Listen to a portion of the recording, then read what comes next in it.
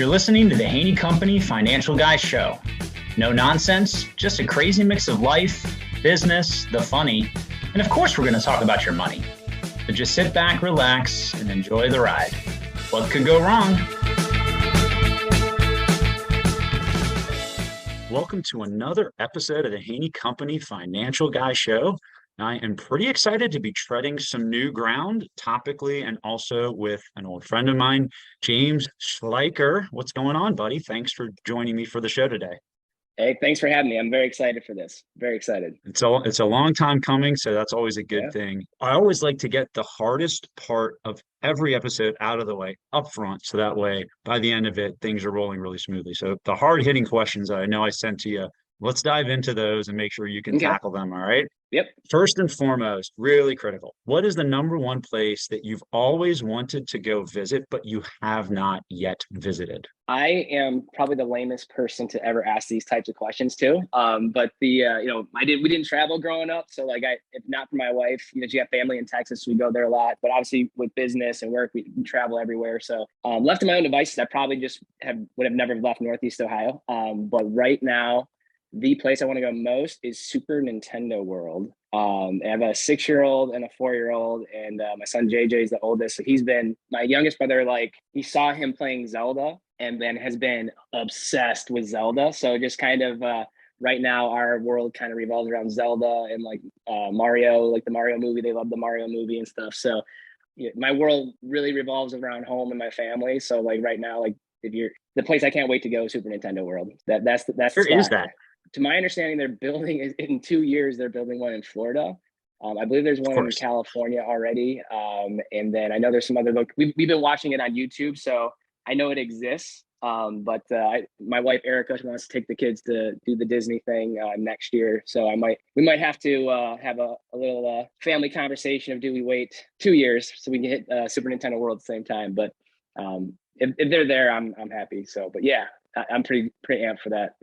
So that's super cool because it might actually be giving me an idea. So with my daughter, we brought the Nintendo 64 back out, and of all the gaming systems, she just loves some of these games. So we'll rock that, even as a family or all that other stuff. It's just kind of that was such a seminal part of my life growing up, and then now having it be almost the same dynamic with the kids. That's pretty cool. I love that. All right. Yeah. Well, good answer. My wife is yelling at us that we've been playing too long. We're playing too many video. I selfishly in my glory, oh no, we have to play Zelda. Oh no, we have to play Mario Kart. Kind of thing. So it's been cool. What's your daughter's favorite games on the 64? So the one that she and I like to play the most is Perfect Dark, which was that next level of Bond GoldenEye. Yeah. So we love that. And then one of my wife's favorites is this game called Road Rash, where you're riding around on motorcycles and hitting each other with bats. Dude, the best game. Dude, we had that. We didn't have it for 64. We had it for Sega Genesis, the 16. Yep.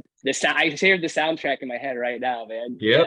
Yeah. Me too. No, and so good. And we also have the Sega, but we like the Road Rash on the 64 better than the Sega version. But it's just fun. Oh, yeah, it's gotta be way better. Yeah. Oh, and all the old school just gaming consoles sitting around where we got rid of our, whatever version of a PlayStation I had and all this other stuff. And we just got, stuff that's been around for tried and true, decades. Yeah. Well, and obviously every game system has some obviously more adult oriented games, but I feel like Nintendo, I've just been so impressed with how family oriented their platform is. So it's been cool for sure. Love this. So this is a lot more than we've ever dived into. So definitely not a lame answer at all. All right, Next cool. one, though.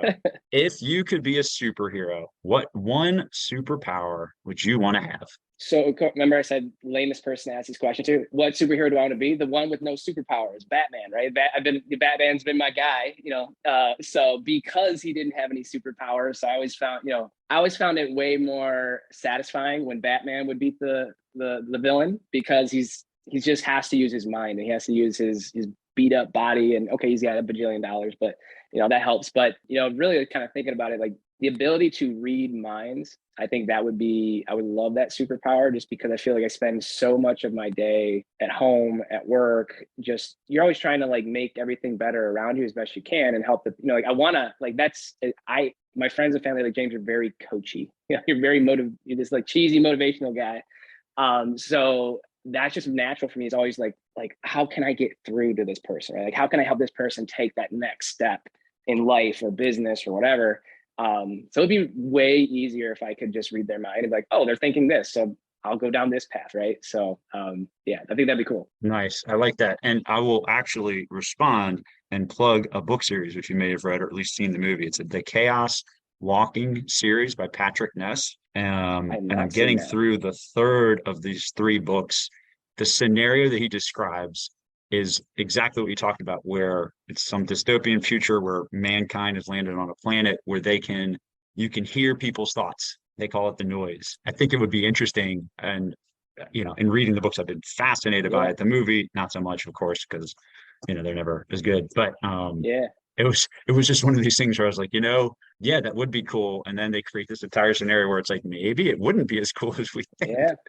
Not to ruin the story too no, much, man, but anyway. This is and you're sparking something in my mind here too, is that it's kind of what social media is, right? Is the noise, right? It's social media. There you go. Is kind of like, well, there's a lot of minds you don't want to be reading, and there's a lot of opinions you don't want to be hearing, so yeah, so maybe I want to retract my superpower request, so, but it is interesting. Yeah, man, if obviously our minds never stop, and so much of it's negative naturally just to keep us alive as humans. But all right, I should have thought this through a little more. Thank you. No, I think it's still, I still think there's value, because again, everything like you said, whatever it is, even if it was a superpower or a tool like social media, tools are only as good as they are in the hands of the person using them, right? So a tool is just a tool. It's neither positive nor negative. We're the ones that imprint it and use it to build houses or to tear down barriers or what have you. So I think it's great, because you and I are kindred spirits in that, with that kind of empathy, like the Ted Lasso, type of personality, where we absolutely want people to be the best versions of themselves. So I love that. That's awesome. Yep. And I'm a huge Batman fan myself, so that's great. Awesome. If you could have dinner with someone famous, and this can be somebody alive or dead, anybody in the realm of human history, who would you want to share a meal with? This is again another thing that I'm not. If you ask me like, hey, who was in that movie or who's that art? Like, I have no idea. Like, I don't pay attention to more famous people type stuff. But Martin Luther King Jr., man, like I read his book, I Have a Dream, in college, and obviously just everything that he had gone through, and just like he changed the world, right? He started that, but the concept of civil disobedience. So again, like surprise, civil disobedience is like, that's like a real world vigilante Batman style person out there, where it's like you're doing good in a way. It's like it has to be done, right? Like things have to change, but doing it in a way that it creates more peace instead of more chaos, kind of thing. So I think that I would be fascinated as to kind of hearing about what he had been through, but more importantly, getting his feedback on where the world is today. You know what I mean? Like, I'm sure there's so much insight that he could just pretty much give us and make sense of a lot of things. That sounds awesome. Yeah, no, and it's also interesting, right? I think the people, at least I feel this way, looking back on someone like a Martin Luther King Jr. or a lot of, significant people across the thread of history, the ones that stand out to me the most that did change the world. I think it seems like probably as people weren't necessarily trying to change the world the way that they did, right? It wasn't in their heart to go out and be like, I'm going to be this big person on the stage of human history. Like, their hearts were humble, and they just focused on taking that little next step to make somebody's life better. And it just, it was the accumulation of millions of little positive things that, is why they stand out the most. Yeah. Of course, there are others that have changed the landscape of human history for all the wrong reasons. And it's just very interesting, but I love that. Great answer, man. Great answers. Awesome. All right. Last of the hardest hitting four, besides this podcast, of course, always everybody's top listen. What other podcasts have you listened to that you would want to recommend to someone? Oh, there's a lot of different stuff that, I get very bored very easily. So I like to bounce around and stuff. But one, kind of like, there's certain, and you're one of them, man, where it's just kind of like, it's like, where have you been my whole life? Like you're that voice in my head that is, you're validating that James Schleicher has been, I've been onto something this whole time, right? Like you need that voice that like says, yeah, you're right, so or you need that voice says you are very wrong, all at the same time. So, but Jocko Willink, like the Jocko podcast, and then two, like we started the Dad Poet Society is like a little video series on our YouTube, or I've been very obsessed about trying to, being a dad, like how on earth do I be the best dad possible, right? So just kind of, he also, he inspires me too because he's like this Navy SEAL leader, military, but you look at him and you're like, this guy doesn't mess around. He probably doesn't have a soft skill in his body, right? He doesn't like this, he probably just leads by, by force type thing. But like you talk about empathy, emotional intelligence. I think Jocko's probably got the most out of anybody I've ever really paid attention to. And he has called the Warrior Kid podcast, which has been really cool. It's very much focused on like empowering children so I'm very much drawn to him because I don't know how, when, or why necessarily, but I have been obsessed with leadership. I've been obsessed with like goals and being a leader wherever you're at in life. And now with the dad thing, so just kind of like I'm very much drawn to what he talks about and the dichotomy of leadership. That it was the second book that he had. That was so refreshing and therapeutic for me because again, you read all these books in your business, in your career, in life, people tell you like, hey, this is what you got to do in a leadership situation, right? Well, I always kind of felt like, well, you can't, again, going back to your comment about like it's the tool, right? Like it's the tool and then you have to use it. Like you can't just build a house the same way every single time because there's all these different factors depending where you're building and all that and materials of that. So just kind of feel that he's done a great job of kind of calling out people that are, not necessarily they're not trying to lead, but people that are just, they're quoting the textbook and saying, this is how you do it. When in real life, there is no textbook for leadership. There is no textbook for life. There is no textbook for, how to do things. There's guides, but it's like, you have to pay attention and do the right thing. And sometimes what would be the most common method of leadership is the absolute worst thing you can do. And I've done it so many times. I'm embarrassed, to even think about it, but so I think that just being aware that every blessing is a curse and vice versa.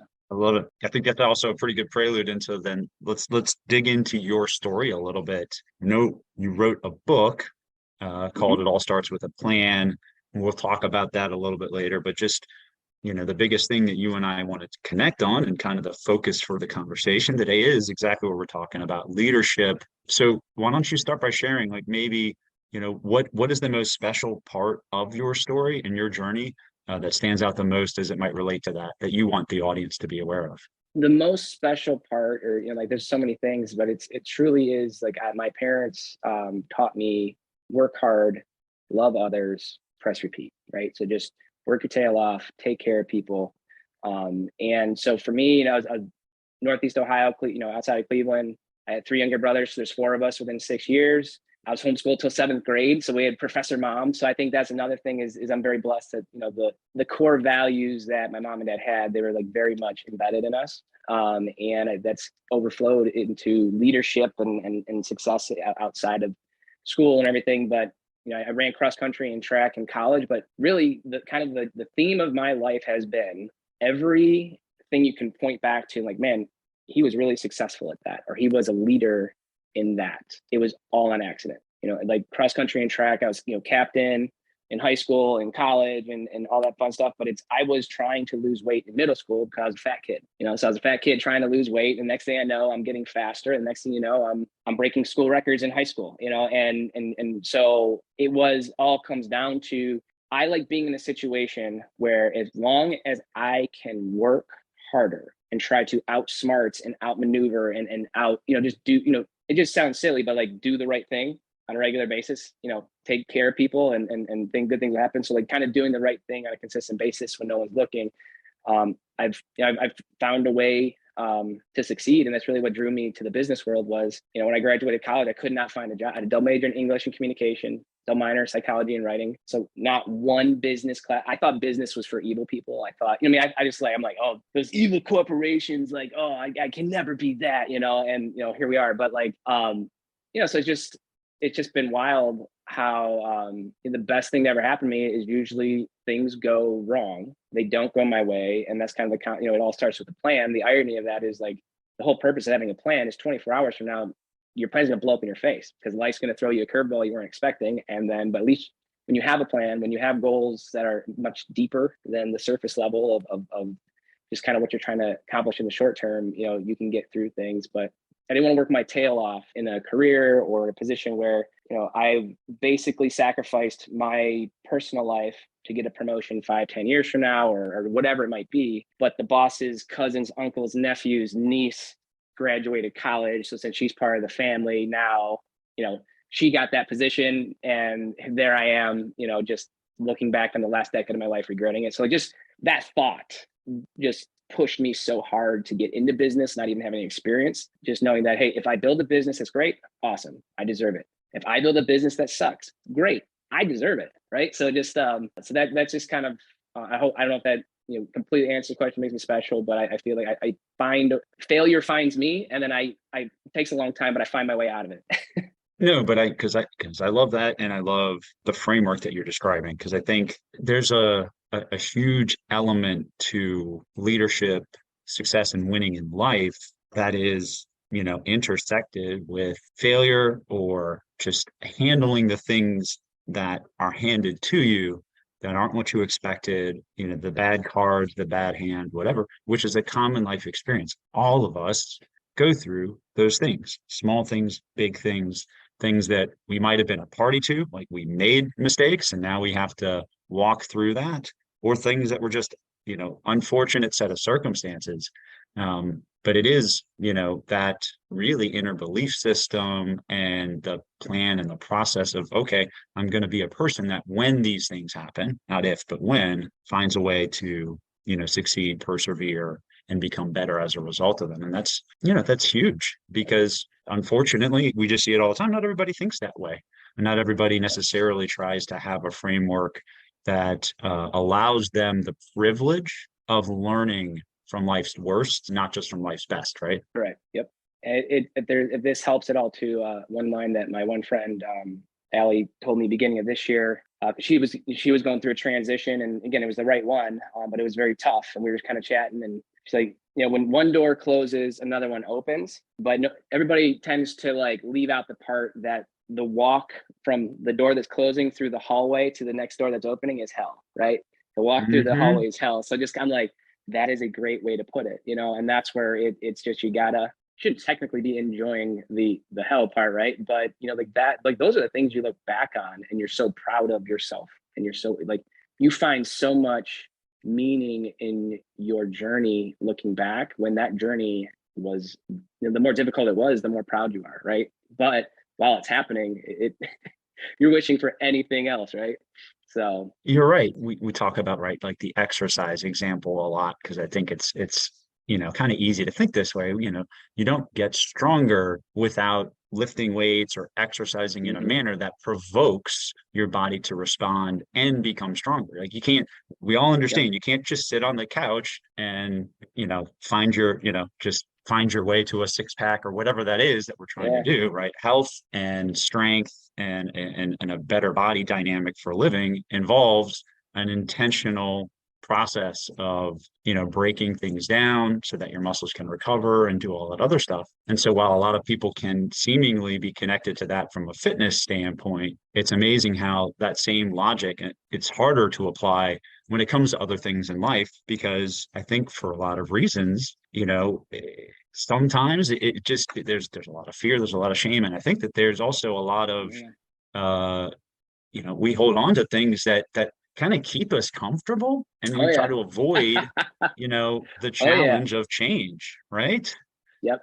It's interesting, and the timing of this recording is really good too, because I want us to pivot a little bit.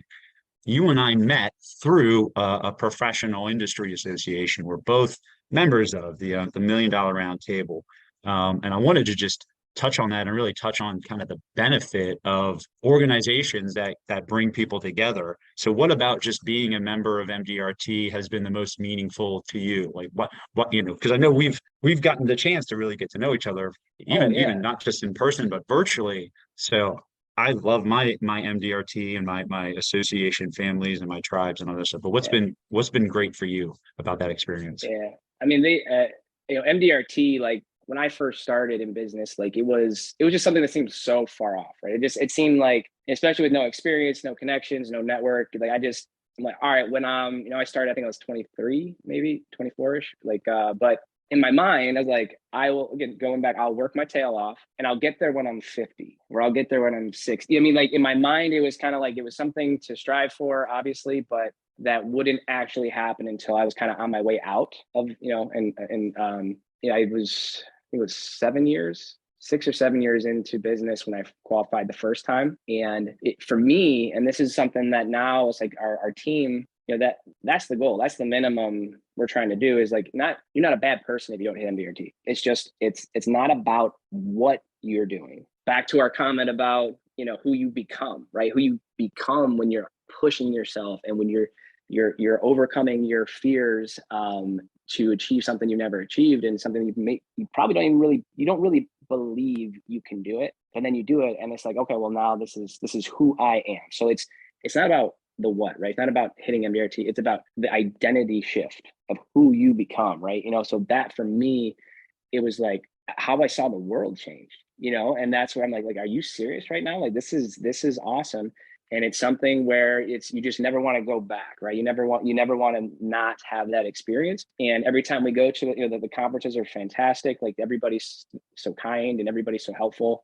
And that's what I would tell everybody, that can get to it or is going. And I try to tell the team, like, listen, you're going to walk away from MDRT with one idea, and you're going to come back, and that it's going to change your life. It's going to change, everyone, or your family's life, your community, your clients. Like, it's just so wild. Like, if you don't know what it's going to be every year, but you do come back, my to-do list, my team makes fun of me. I come back from MDRT, my to-do list, I think I had 48 things I wanted to implement last time. I'm like, all right, well, let me at least try to narrow it down to one here, see what happens. But yeah, and my mentor, going back to your comment about fear, and I'm sorry to kind of keep rambling on here, but I think that this is again, whether someone is able to qualify for MDRT or be a part of MDRT, or if someone listening to this, there's something in your life that people around you who love you are saying, you can do this, right? Like, you can achieve X, whatever that X is. And for me, my knee-jerk coping mechanism was the phrase, I'll try. So for a good 4, maybe 5 years, I had mentors and people who cared about me saying, James, this MDRT thing, like, you can do this. And inside, again, to talk about, like, it's, imposter syndrome and identity crisis of like, no, that's not me, man. Like, I don't come from a business background. I can't do this. So, but I can't say it out loud, right? Because that's, nobody admits that they're scared. But so really it's just, when I was saying, I'll try, I was really saying, I'm afraid, I'm scared. And this is 4 or 5 years into my one buddy trying to get me over it's just over the mental hurdle. And I always have a lot of love for Scottsdale, Arizona. That was where our work trip was. And, I took the last flight out to spend some time with him and just kind of chat. And, I did what I did all the time when he's talking about MDRT. I said, I'll try. And he busted out Yoda on me. So when in doubt, bust out Yoda. But he's like, we do or do not. There is no try. And in that moment, like, I remember that exact moment, I'm like, okay, like, it changed everything. So again, I was sitting in his hotel room in Scottsdale, Arizona, waiting for a flight. Like, I didn't get a sweet lead or referral, or like my business, nothing changed other than my mindset, and that mental shift in my identity is like, I'm going to do this. I don't know how. And that's where, like, anybody listening, like, you'll figure out the how, right? Just, you got to believe. And it sounds so cheesy, and here I go in cheesy coach mode, right? But it's like, just decide, make the decision. This is who I am. This is what I'm about. It's going to hurt. People are going to laugh at me. People are going to make fun of me. People are going to say I'm crazy, for chasing this. But guess what? This is what you want. If this is what drives you, this is what's going to make you the best version of yourself. Then, find the Brian Haney's of the world that are, that are like, maybe you're onto something. And they're the people that are going to help you get to where you need to be. Because even, when I told my grandma, I was living in her basement when I started my business, and I told her I was going to business, she cried. She started crying when I told her what I was going to do. She's like, why can't you use your degrees? Like, no one's going to do business with you. And I'm like, okay, this is not the motivation I was hoping to get, or this is not the pep talk that I had in mind when I was going to present this to you, Grandma. But it's just out of love, right? Again, fear. She was afraid for me. She didn't want me to fail. She grew up picking cotton in Tennessee and moved up to Cleveland area. And, she just wanted a better life. And she's, a lot of my work ethic is directly from just watching her, just zero excuses, go, go, go, go, unstoppable, so love you, Grandma. And thank you for being you. But oh my gosh, man, it took so much just to mentally overcome my own doubts to get into business. And then I'm all excited and that happens. So just where I'm going with all this is call the Brian Haney's of your life and be like, hey, I just talked to my grandma. She said, this is never going to work. I just talked to my wife. She's never going to work. My husband, people you love are going to tell you not to go for it, not because they don't want you to get it, not because they don't want you to succeed, but they are scared and they don't want you to get hurt. But if going back to my son, JJ, playing Zelda, we just got Tears of the Kingdom, which is amazing, but it was like this sequel to this Breath of the Wild game that he was playing. But there was new things and new areas that I was like, all right, JJ, we gotta go over here in this area. I'd be like, no, we're gonna die, And then so our slogan, our tagline the last couple months has been, if you ain't dying, you ain't trying. So just kind of like, please, no dying allowed, but like just like that's kind of that video game mindset of like, you gotta go where the most danger is. And it's not, our mind's going to tell us that like, hey, this is very dangerous, you could die. But there's very few situations in your career world or life that what your brain is telling you is true, if that makes sense, how bad this could be. So no, sorry, I get all fired up. I'm all ranty. Sorry. Well, you touched on a lot of things, and I want us to pull on this thread a little bit more. And I think, especially what you were saying, things that I know that we share and agree on, right? An organization like $1 Million Roundtable, it really, like, finding your tribe is critical. Oh, yeah. I think, nobody is ever at least this is what in looking at human history, we talked about great leaders. I don't think I've ever seen any person that's made a significant impact on the world by themselves. It's always a team effort. They're always surrounded with other people. Yeah. So finding that tribe, that community that's going to, pour into you and give you the equipping, the encouragement, and the support to be successful is huge. And grateful that organizations like MDRT and others that people can be a part of exist. There's a huge association community. And so whether, MDRT may not be your fit depending on what you're doing or what industry you're in, whatever it is, but finding that one that is and knowing, and hopefully maybe there's even more than one, right? Finding those places and seeking out those people is critical. And then, I just got back from a conference with the American Society for Association Executives. So we're in America, right? There's an association for associations, of course. And so there's an association for that. Yeah, there's, so there's just, we just got to layer it on. But every year, it's talking about, tribes where I feel just empowered and just, get into this room full of amazing people. And it's always so good. One of the headline speakers is a guy named Chad Foster. He's blind. He was not born blind. He became blind throughout his life, and he wrote a book called Blind Ambition. And his whole, keynote, he was talking about so many of these things. And one of the lines the first one that I grabbed, even though it doesn't always land well when you say it, one of the first things he says is, excuses are for losers. It's like, I love that. And he's getting into, he starts out by saying, what you were talking about, right? The difference between doing and not doing is belief, right? We either believe that we are whatever narrative we've told ourselves or we're not, and therefore we don't behave unlike ourselves, right? If we believe we are successful, we can do extraordinary things, we can overcome X, Y, and Z, whatever it is, having the right kind of, belief system is critical. That was the other thing that I found so powerful. And just looking at, reading all the leadership books, but looking back, really, like, what is this common thread that I see for the most influential, amazing people in human history, especially those that come out of, insane circumstances, right? Just, oh my gosh, life dealt them this crazy deck of cards, And if you lined up 100 people that got that same deck of cards, you wouldn't know about the other 99. So what is it about this one person that did something so, incredible and overcame all this stuff and changed the world that the other 99 that had received the same kind of life sentence couldn't do? And it's, the biggest thing that I see is that belief system. They just believe that they could, and they continue to Yep. build on that belief system and create a better framework for their own success. And that was huge. And then, he talked about, being careful about the narratives that we tell, so examining Yes. ourselves for the self-limiting beliefs, but also what story do we tell Mm-hmm. ourselves, and what stories do we let Yep. other people, like, do we listen to, like you were already mentioning? Yeah. Are the stories that we want to latch on to the ones that are going to allow us to go as far as humanly possible, or are they going to be ones that prevent us? And I just think that those are some key things in that, overall, this big story of leadership. Yeah. And I want to talk, let's kind of circle back then, talk about, leadership and the need to kind of have a plan, and tie that into, maybe you mentioned some things, but I'm sure there were a seminal moment or two in your own professional journey where you really, Mm-hmm. that need to crystallize for you in terms of, I really have to have a plan. Let's talk about that. What was something like that, or maybe, it could be Yeah. more than one moment, and how was that so formative that, it allowed you to go so far as to write a great book?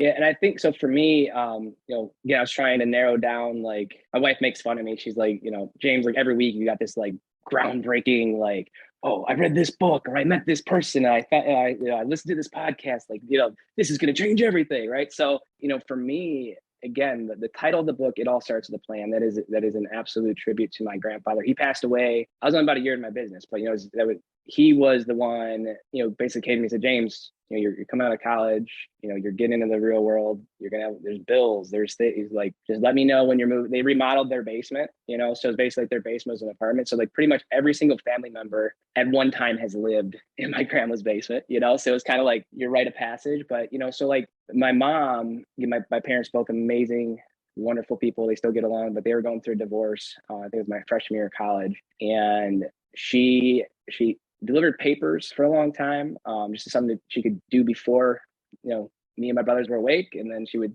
teach us or take care of us and all that. But then she ended up driving. I remember like the newspaper, like we had like these big like box truck looking things, and they put the newspaper in the thing where you put the quarter in and pull it out of the paper box and all that. So my mom's like 5'2", like my mom's tiny, right? She's like a little pit bull though, so she's like your logo, like that is like the spirit animal of my mom. Like she will not back down. But like she tore all the ligaments in her hands doing that job. And basically just kind of the way things worked out was no one really had her back. What it came down to is like, so she was kind of like, there she was going out on her own, and then she's running out of workers' comp. And my cousin they were selling a daycare, and basically my mom called every single bank and would get declined for a loan or declined for a credit card, and then she'd hang up, call back, and then every now and then they would approve her for something, and then she'd get like a small business loan through like a private investor. But then my grandparents loaned her money, basically borrowed money from their home to help her like buy this daycare and buy this business. And if I really take a look at leadership and business in my life, like not really consciously, but definitely subconsciously, I've just simply copy and pasted what my mom did with her business. And with the family business, like you quickly learn like, okay, well, any aspirations I had to work anywhere else, those are gone.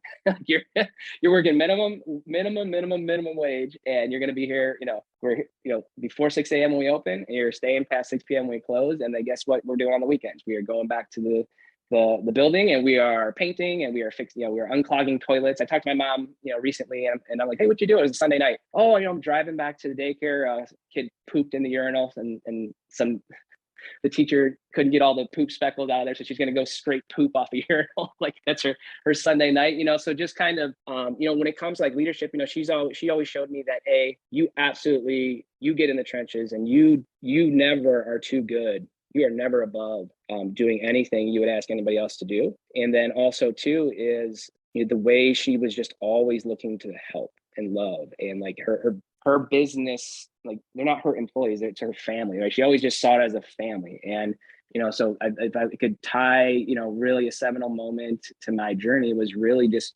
going back to beliefs, because it took a good 5-6 years for all the referrals and all of the connections I was making for other people. Like I remember, like I was getting people connected with all these people I was meeting in the community and attorney, accountant, like just here you go. And it's like, when is this going to come back to me? Right. And you have those moments over, like, when is it my turn to get like an introduction to somebody? But just seeing her connect people and to try and help them get ahead in life and try to help them have a better chance in business and all that. And just pouring her heart and soul into every single moment, with every single person. Like, I feel like that is, to me, I'm very blessed because, again, as many leadership books as I've read, I never really had to read them. I just had to live. I had to pretty much copy and paste what my mom did naturally. So, so I don't know, like that's really, if I could tie it back to like one moment, it's really just having that foundation and just bring it over to my business. Right, and I love that. So first of all, as a former paperboy myself, I have a Dude, high yeah. kindred connection to that experience. Yep. That was Yep. certainly a formative part of my life from when I was 8 years old till I graduated from high school. Helped me fund a significant part of my college. Mm-hmm. But also, what you were talking about in terms of, clearly your mom had a belief in what she was, not just doing something for necessarily the sake of doing it or having a business or financial reward, but it sounds like the words behind the words are, she was someone that really did care about the experience, the delivery, what, Yep. the business offered to the community, the people that were going to be a part of it and all the other stuff. And then, like you're saying, Yeah. leading by example, just doing those things that aren't seen, are never, I'm sure there's a million hours she spent doing crazy things that nobody will ever know about. And that's the point Yep. though, right? That's what Yep. makes the difference of, really being and believing that we are people that have that opportunity to have an impact, and you don't always get recognized for all that kind of stuff. And like you were saying, Mm-hmm. intentionality around the seeds that we plant. I think we're probably, both believers in the concept of reaping and sowing. You do reap what you sow. The only thing though, in Yep. that process that you get to control over is, what are you sowing? What are you putting into the ground? What are you planting into the soil of your life and the lives of those around you, that one day you want to have a harvest of? Yep. Right. I think a lot of times, I look back over my life and there were times when, I was really, really intentional and good about the things that I was trying to plant for all the right reasons and for all the right people, not just for myself. And that was always fruitful, whether it, facilitated something immediately years down the road, or whether it never, directly paid me back, just the fact that I was trying to make sure that everybody else was, improving in their lives. And there are also times when I can think of and look at and be like, man, the seeds that I was planting, I needed to pray for crop failure. I Yeah. don't, I don't want this. This is not going to, when this Oh comes back, yes. this is not going to be what I want to be eating on the kitchen table, right? And Oh yeah. but that's, Yeah. that's really important. And I, Yeah. and I, And and so I just sorry, go ahead. Finish. I was My just bad. saying, I love that part of your journey. These very, very practical, non-cliche life examples, right? How living the Yeah. right way is maybe the best thing that we can do, right? Yeah. And just kind of, when you're talking about, there's some crops you're like, oh, I should not have planted that. Because I think that a lot of times in these leadership talks, these business talks, like it's you talk a lot of you talk about like your own failure and all that, but like it's I see, like, it's so easy to see outside looking in, right? But like there's people, that, again, my mom's my superhero. Like she is, always, still to this day, she's never stopped loving and caring and planting those seeds. But she's gotten taken advantage of so much more than the average person, right? And like it's easy to be like, you know what? I got taken advantage of for being a good person. I'm done, right? And that's I've had to catch myself so many times, and it's like you'd like to think that it will never happen again, but again, you can't talk about reading minds. I would love to be able to read someone's mind, like, oh, they're not genuine, they're not genuinely here, for the right reasons. But like, it's and so a couple things that I want to throw out there, especially when you're in business and you're leading people. If I could go back in time, I would have smacked myself so hard. I had other team members saying like, like bringing up issues with someone on the team, and this, how, if someone starts a sentence with, or a conversation with, hey, I know they're your friend, but Oh, some of your kids oh, say, I know they're your friend, but, or I know it's your brother or your sister, but, right, or just whatever it might be, like bells should be going off, like alarms ring, like sirens should be just, flashing everywhere. Something is very wrong for someone to come to you and bring an issue up about someone they know you don't want to hear anything bad about, right? And that's where you have to, again, my team, I am so blessed at talking about like internal fortitude and belief, and they believe that eventually they'll get through to me with whatever they're working on. But so like that's where I made some mistakes, where it was just, I was promoting a toxic culture, not like I was taking one person's word over the rest of the team. And it's because I fell into the friend zone, right? You kind of like, in the dating years, like, oh, I'm in the friend zone. No, right? So even like think of like in the leadership world, like in the business world, you got to be careful with the friend zone, right? It's not that you can't let it blind you to the like it's, you don't not be there for people at work and all that, and have, like we have a very much loving family culture. And talking about like our team, it's not that we do well and what the end result is each year. To me, it is the fact that I know each person on the team at any moment, because we've done it. I can go to one person and say, hey, can you pretty please take opportunities and business out of your pocket to help the other person this next couple of months, because they, here's what's going on. And like no hesitation. So I just snap my fingers like somebody's watching this, but the no hesitation to, yes, I will sacrifice this next couple of months. I'll do whatever it takes for the team to get, so to see them rally around each other, it's just been amazing. But just how quickly that could have just been ruined. And it was on its way to being ruined had I not, opened my eyes to really what's going on. So if you have a leader there's someone toxic involved, and there's some type, like, as best you can, get creative in how you approach them, but like it's not worth giving up on getting through to that leader. Because if they're a true leader, eventually they're going to realize, okay, I slipped up, something has to change. So so many times I've been burned, many times I've been taken advantage of, many times I'm like, never again. I will never help another human. Forget them. But you can't stop. You can't let the few bad apples ruin the whole bunch. So I feel like, man, there's so many of these kind of very, very, finite truths we're talking about. And what you just mentioned, right? The belief and the focus on values, shared values, right? So like in creating a culture, if you are able to create culture around values and this common element of, I want everyone in this experience, whether it's a work, culture, workplace, maybe if it's a membership organization, right? What is that membership experience like? Maybe it's a family, yeah, right? How do we have a great family experience, right? But knowing that at least from where we're coming from, or you're coming from, or a leader's coming from, is if there's a commitment to helping everybody be the best versions of themselves, then hopefully that leader is open-minded and vulnerable and transparent and honest enough to be able to hear feedback. Yep. Especially if that can be formative, not just for the potential person that somebody's sharing, a concern about, but also for the person sharing the concern, because maybe maybe it also is an opportunity to sit with them, grow with them, help them, et cetera, right? And I think that's huge. And I can't Also, remember like the name of the book, but that I read, but it's gonna bug me. I can't remember it, but the term that they used was psychological safety in the workplace. Yeah. And so you can find all different types of stuff on it, but that was what happened was, in my attempt for this, like everybody love everybody, the best minor league semi-pro with Will Ferrell, when he's like in front of the bus, everybody's arguing in the back, he's like, everybody love everybody, like that's me, that's the culture I want, right? He's like, everybody love everybody, everybody take care of each other. But if you're not creating an environment where people feel safe, and where people feel that they can voice what's on their minds and in their hearts, you're never gonna get that utopia. So I almost blew up my own dream, right? And but that was something to where we dug very much into the psychological safety and just being okay to communicate bad news, to communicate how we're feeling.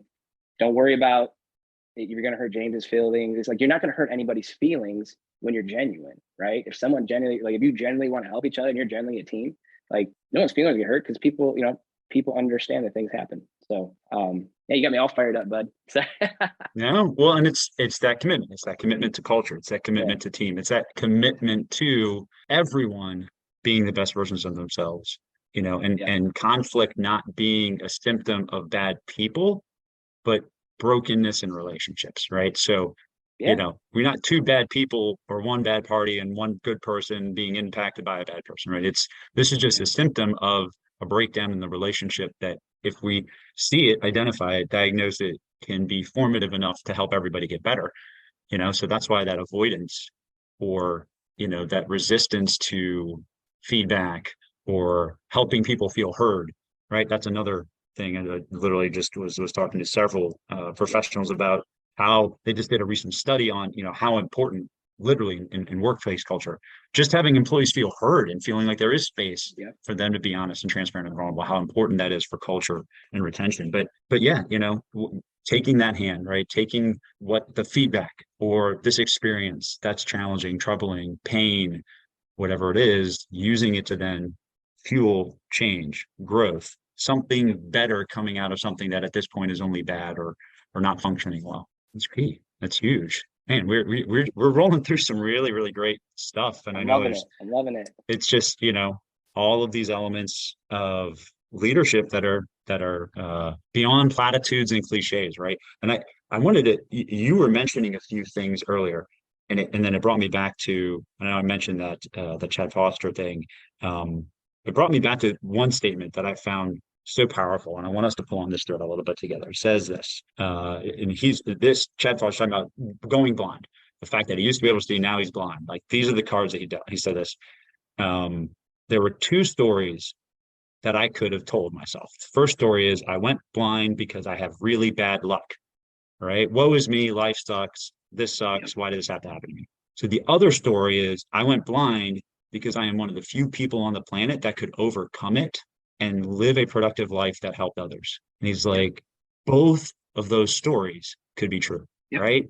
And he said, and he went on to say, it taught me that happiness is not a feeling or emotion, but a decision that we make every day when we wake up.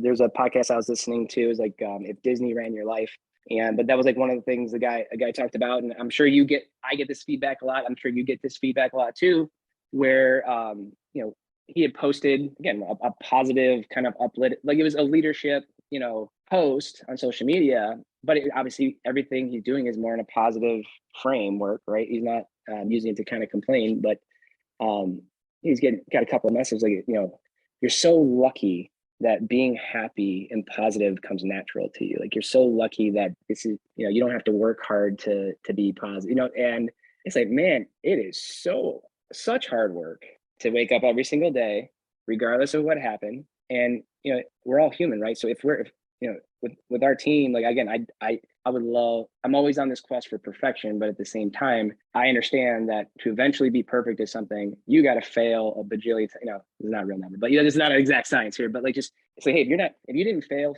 or make, not so much fail, but like, if you didn't fail or make 15 mistakes minimum today, like something's wrong, right? Something's wrong if you're not messing up, because it means you're not thinking outside the box. It means you're not creating new opportunities. It means you're not trying to better yourself and the people around you.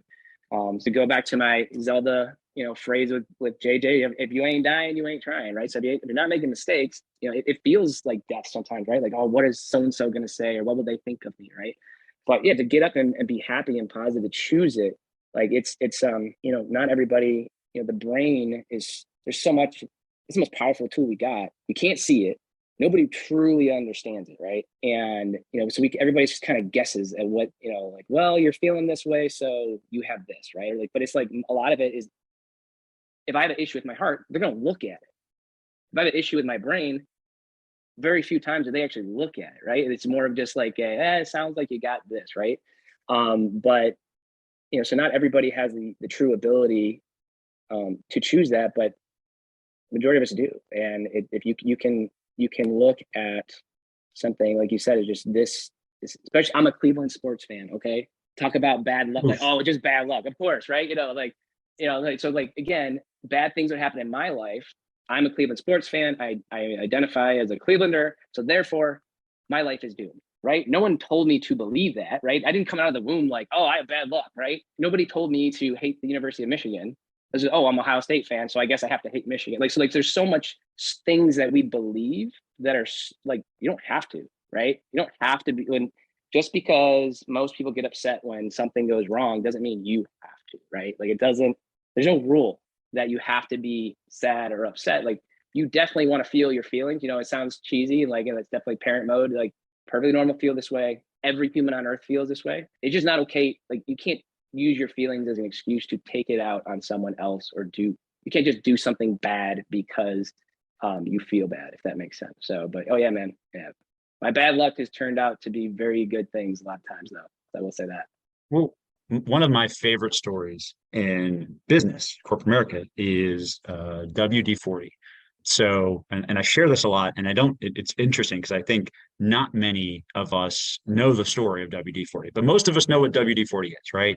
You know, I the literally was product, talking, yeah, I was talking to my neighbor about it. It's like WD-40 and duct tape. That's all you need, right? It's right? those two things, and Exactly. you're pretty much set. But I do not know One the of the most, story, man. I don't know the well, story, so, so I'm so, excited. so WD-40, and this, you can go to their website, you can Google this. WD-40 is named WD-40 because it's the 40th trial of the formula that worked. And they kept Oh, that's that as the awesome. name of the product. So think about this when we talk about perseverance, like you were saying, failure. Failure Hmm. is not an indictment against you, or it's not even necessarily an indication you may not be on the right path. It's just that you haven't quite gotten the results that you might need to break through. Yep.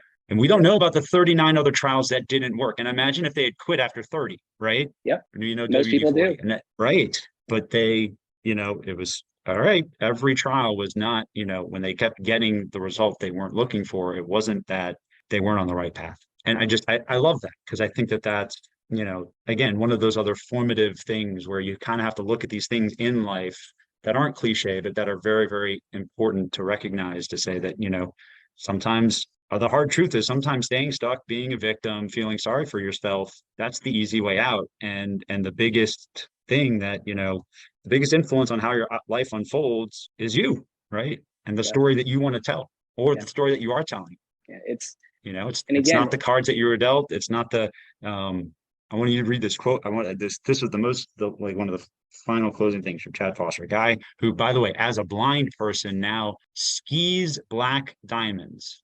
Okay, I can see, and I can't ski the bunny slopes. He can't see, and he skis black diamonds now. So that's just, awesome.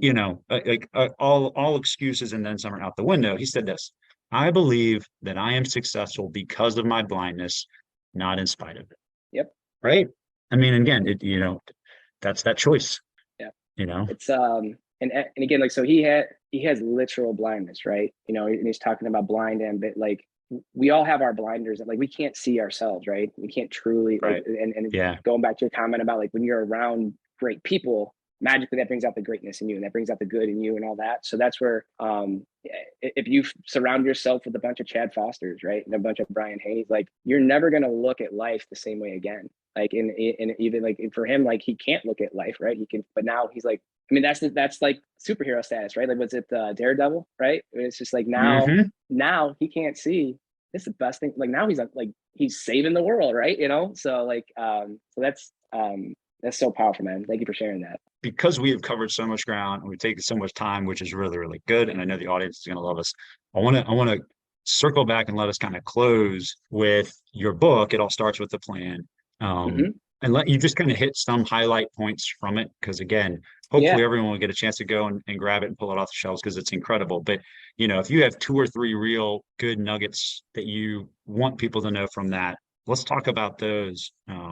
That are powerful key pieces to all of this leadership, this life change, this success. It all starts with the plan. Yeah. What are some of the best nuggets in there? There's a lot of them. Yeah, there's a lot. So it's a very small book. So first off, I am more of a podcast audiobook guy because it's going to take me about 10 times as long to read something than normal person. So I can read the book in about an hour. So that probably means you could probably read the book in 10 minutes. But like, I tried to structure it in a way that, so first off, in the book, it's just more of a template, right? It's not meant to be like, hey, this this theoretical, like, well, maybe this will work. I mean, like this works, right? This is the stuff that works.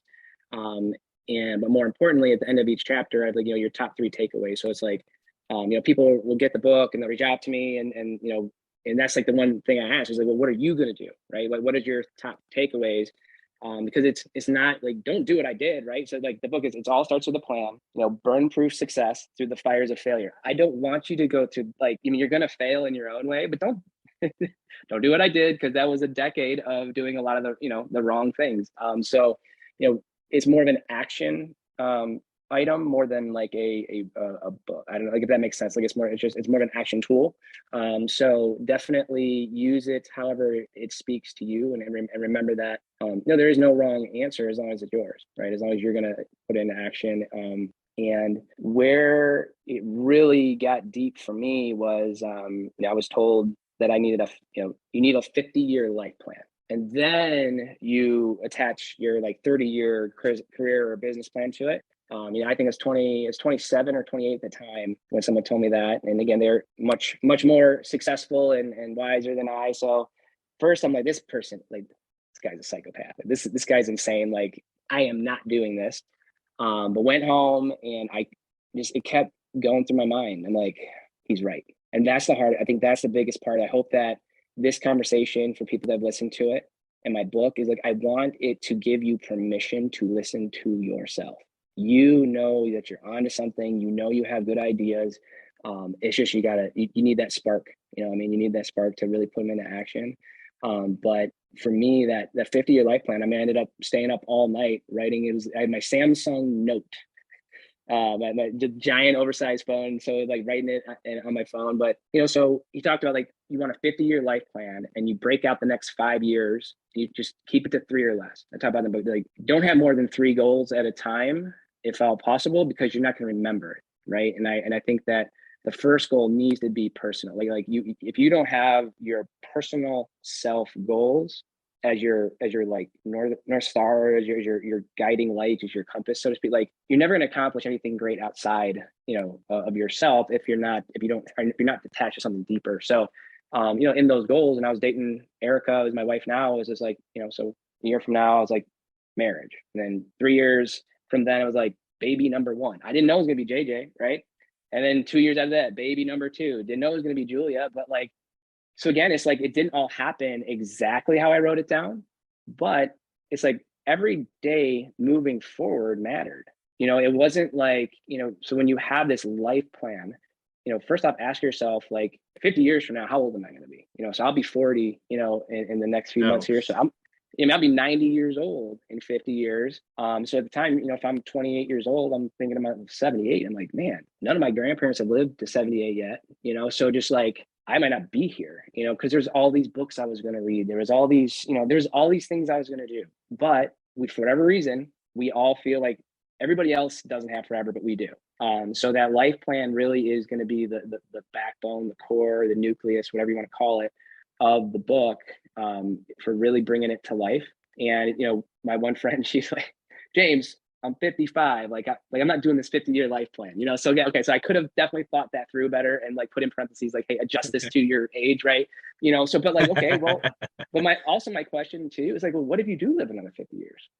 Right then, like, and you haven't planned for it, like that's not good, right? So just kind of, whether you make it another 50 years or not, like to feel alive, right? Some of us live life but never feel alive, and it just, that's what I want for people. And that 50-year life plan, like that's your algorithm for how and why you make decisions. So if an opportunity comes your way, again, not part of the plan, wasn't part of this, this picture perfect plan you made for yourself. It wasn't one of your top goals, but like, hey, just like this, being on your show, like, I knew it was gonna be great. I knew it was gonna be a good time. But when I made my life plan, any opportunity to share my story, to help people not have to go through the failures that I did, or at least learn from them, and to get, if just one life has breathed easier because I lived, then I won. That's the game, right? So if one listener is better off because we had this chat, awesome. But like that,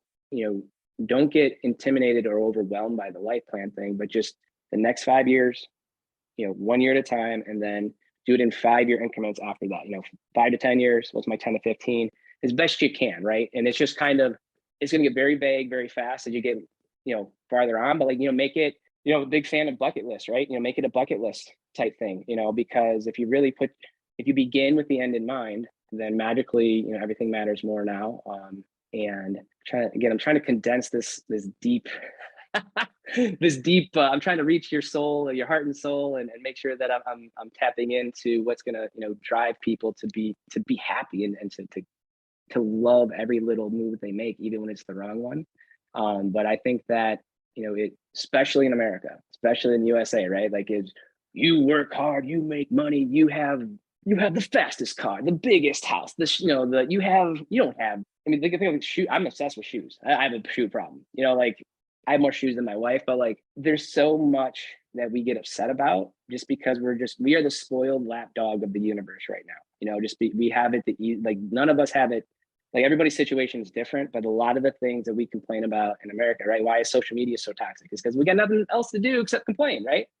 And just so think of, like, a lot of it is because none of us were taught, what do I want first? And eliminate the word should. It's not about what, family, friend, random person. It's not what they're saying I should do. What do I believe wholeheartedly I was born to be, born to do, and go down that path. And then attach your career goals, right? Then attach your family goals, then attach, like, you know what I mean? Like, it's because if your family life is taking you down the wrong path for who you are, you're doomed, right? And if your career path, and I was there, that was my first 5-6 years of my business, my career. I did it. I was chasing what I thought I was supposed to chase, right? I was chasing, like, getting out of grandma's basement. I had a car that didn't break down in people's driveways anymore. Awesome.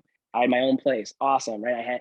I got promoted. Awesome. But I was the most miserable I was ever in my life. I stopped wearing my seatbelt for a while. I was just like, if this is success, if this is everything I'm, supposed to work for, like, get me out of here. Right? Mm-hmm. Just get me out of here. And I feel like a lot of people feel trapped by their own. That's where I was trapped by my own success, because I was chasing the wrong things for the wrong reasons. And, it just kind of, even if you're chasing the right things, it's for the wrong reasons, and it's not attached to what fulfills you and brings you meaning, brings you purpose. Because, like, we all seek, everybody wants to be heard, but it's like humans have this endless drive to feel like they have meaning and purpose. There is purpose to my life. There is meaning to the decisions I make. And that's why the life plan is so important, is to really attach yourself to something deeper and greater and bigger than anybody could ever take away from you. And, anybody tells you can't do it, you call me, you call Brian, we will professionally tell them to go play in traffic, go somewhere else.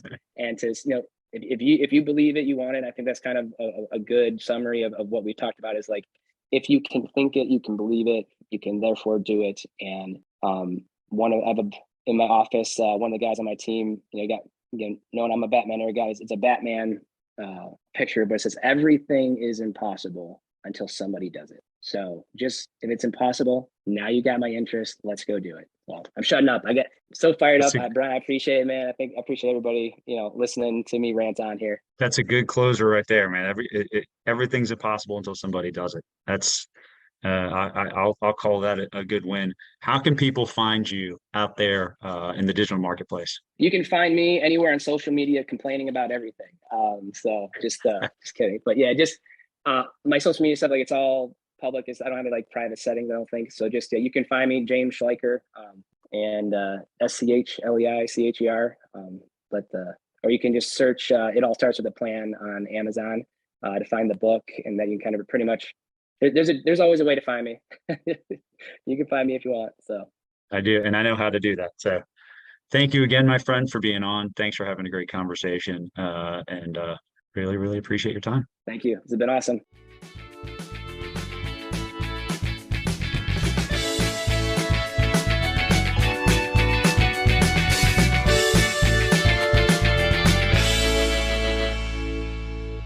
The information provided in this podcast is not intended as specific tax or legal advice and may not be relied upon for purposes of avoiding any federal tax penalties. The Haney Company, its employees, and representatives are not authorized to give tax or legal advice.